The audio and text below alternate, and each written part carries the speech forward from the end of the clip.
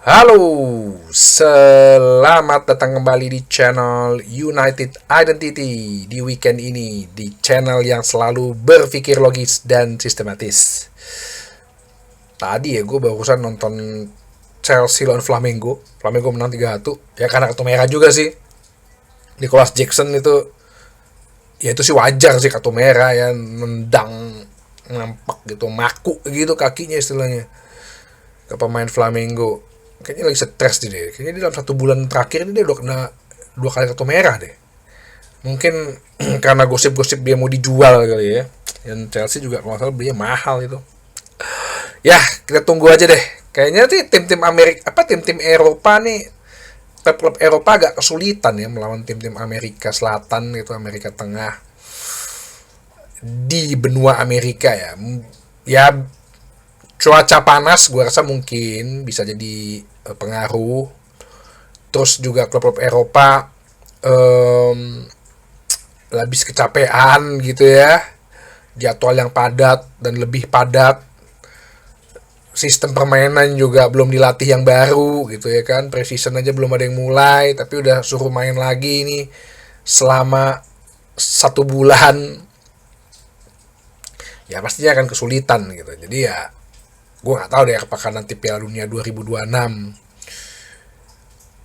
yang menjadi juaranya kan dari benua Amerika, sedangkan tim Eropa kan kesulitan. Ya nggak juga ya, kemarin 11 tahun yang lalu Jerman justru bisa mematahkan mitos itu gitu. Ya kita tunggu aja klub FIFA, klub World Cup ini, ajangnya FIFA nih. Oke, gue pengen satu berita. Pertama ya, Bruno Fernandes terpilih sebagai nominasi PFA Player of the Year. Jadi kan PFA itu kan asosiasi pemain football ya, asosiasi pemain football di Inggris. Dan Player of the Year PFA ini adalah pilihan, nanti yang menang itu adalah berdasarkan pilihan para pemain-pemain di Premier League. Jadi yang mendapatkan nominasi itu ada 6 pemain ya. Pertama Bruno Fernandes dari Manchester United, Alexander Isak dari Newcastle United, Alexis McAllister dari Liverpool, Cole Palmer dari Chelsea, Declan Rice dari Arsenal, dan Muhammad Salah dari Liverpool. Ini lucu juga ya, peringkat 15 loh timnya padahal. Tapi pemainnya jadi nominasi PFA Player of the Year. Pantas ya, menurut gue sih pantas-pantas aja gitu loh. Kontribusi dia bagus kan. Dia berapa kali menjadi penentu juga, assist-assistnya, golnya. Gue kan nggak pernah meragukan gitu kualitas dan kapasitas Bruno. Cuman yang selalu gue kritik itu kan apa ya, atribut dia sebagai seorang kapten gitu loh, kualitas dia sebagai seorang kapten. Lu sebetulnya bisa nggak sih memotivasi teman-teman lo, mengajak teman-teman lo, memimpin teman-teman lo gitu. Apalagi kalau saat teman-teman lo lagi emosinya terguncang, lagi mentalnya jatuh, lu ikut-ikutan marah-marah, lu ikutan ngamuk-ngamuk.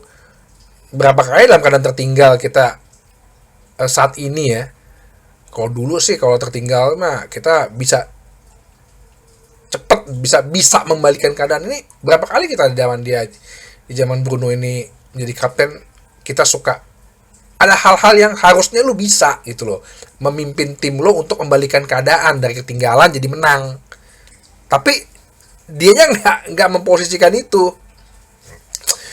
Ya semoga bisa menang ya, dan menurut gua ini mungkin jadi gelar tambahan ya, penghibur buat Bruno. Ini kan pilihan para pemain kan, ya bisa aja mereka pemain-pemain menganggap, oh ya emang dia si Bruno ini kalau nggak ada Manchester United mungkin degradasi gitu. Jadi kita tunggu aja sampai hasilnya. Yang kedua, ini sekali lagi karena kemarin ya berita katanya Onana mau dibeli AS Monaco. Padahal setelah gue kulik-kulik berbagai berita, AS Monaco memang lagi mencari kiper baru gitu. Cepet aja langsung dihubungin biar beritanya itu naik gitu ya. AS Monaco mengincar, bahasanya kan mereka bukan ini ya, interesting. interesting, tertarik, pasti kata gitu, tertarik dengan Onana, tertarik dengan siapa gitu. Tapi yang penting Manchester United gitu kan. Nah, ternyata si Monaco itu sebenarnya lagi mencari kiper baru. Nah, Manchester United sendiri, nah kemarin bilang katanya Diego Costa adalah yang diinginkan Ruben Amorim dari Januari. Berita baru lagi bahwa Manchester United interested terhadap Marco Carnesecchi. Jadi Marco Carnesecchi ini adalah kipernya Atlanta. Tapi Atlanta itu memasang harga 50 juta euro untuk pemain ini. 50 juta euro berarti ya sekitar 45 juta pon lah. Sedangkan Manchester United sepertinya budgetnya kalau memang mau beli kiper itu nggak lebih dari 40 juta euro atau sekitar ya 35 lah, 35 atau 36 juta euro gitu.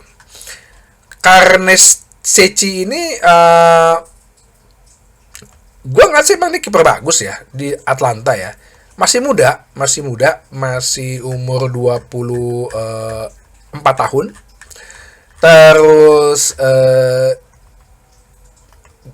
selama di Atlanta dia udah bisa berhasil membawa Atlanta masuk di zona Champions League ya.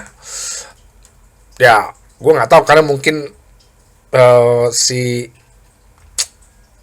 Gasperini-nya pindah, ya mungkin dia nggak merasa bahwa dia nggak cocok dengan yang pelatih baru si Ivan Juric ya.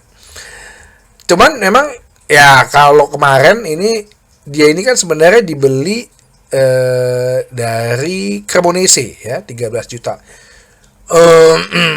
Kiper muda ya tinggi 191, oke lah ya kan sesuai dengan gue bilang, gue senang kiper tinggi. Sebenarnya nggak di transfermarkt 25 juta euro. Nah sekali lagi kalau MU yang nawar langsung dibikin 2 kali lipat.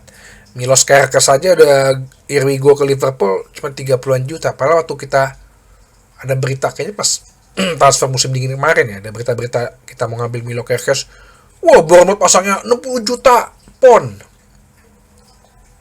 Ya usah sih Manchester United sekarang lebih tegas ya, kalau emang udah lo mempermainkan harga ya udah selesai gitu loh, udah tinggalin aja itu meja negosiasi, nggak usah lagi yang pikir panjang lebar segala macem.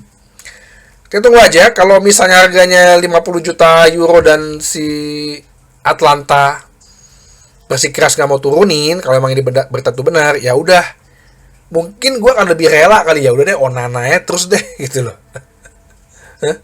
Ya udah mau nggak mau kita dengan Onana deh, setidaknya kan barisan penyerangnya kan kita ganti nih ya, ada Cunha, semoga ya 90% ada Bryan Mbeumo, mungkin ada striker gitu. Ya udah deh dengan Onana dulu aja deh, karena ya kucing dalam karung. Mungkin Manchester United destination club kalau kata banyak pengamat, tapi juga menjadi comfortable club gitu ya, klub yang selalu dituju, tapi menjadi klub yang menjadi nyaman gitu buat para pemain. Ya, contohnya aja di pemain-pemain yang susah dijual nyaman kan akhirnya mereka, ya udah gue nggak dijual, ya udah yang penting gue dapat gaji. Nah ini terakhir berita katanya Marcus Rashford ditawarkan berniat untuk ditawarkan ke Real Madrid. Mungkin gantiin posisinya Vini ya, udah Vini, udah Mbappe, udah Rodrigo. Maksudnya apa ya Rashford, kalau emang lo mau menawarkan diri ke Madrid gitu, lo biar reuni dengan mau sok-sok gabung dengan Jude Bellingham sama TAA gitu ya. Kalau gue jadi Rashford ya, lo Oktober besok 28 nomornya. 28 lo. Ya udah lo cari duit aja deh. Lo mendingan ke Saudi deh, suruh agen lo cari ke Liga Arab lah. Udahlah lo cari gaji 30 juta pon lah per tahun selama 3 tahun lah di sana. Udah kayaknya lo gitu loh. Udahlah Rashford.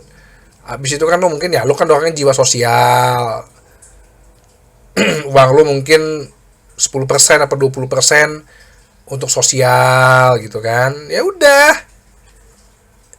cari duit aja, Daripada udah dipastikan Ruben Amorim nggak mau ngajak tur ke Amerika Marcus Rashford, Anthony, si Sancho sama Garnacho. Anthony aja nih barusan gue baca dia mau loh potong gaji 30%. Manchester United kan pasang harga 30 juta pound lah ya, sekitar 32,5 katanya. Oke ya, mungkin nego-nego jadi 30 juta plus add-ons 3 juta per juta. Gua rasa sih klub-klub ada lah yang beli lah, level-level Real Betis, Sociedad itu pasti bisa sih beli. Atau klub Jerman gitu. Stuttgart, Frankfurt itu bisa deh beli deh. Dia masih mau loh potong gajinya. Cuman ini, itulah, gue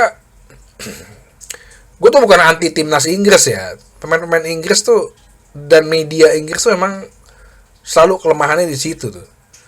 Terlalu menggede-gedekan seorang pemain. Kadang-kadang attitude pemainnya juga terlalu tinggi. Ya nih Sancho sama Rashford kan soal dijual karena nggak mau nurunin gaji. Padahal lu juga udah nggak, istilahnya nggak keterima di situ.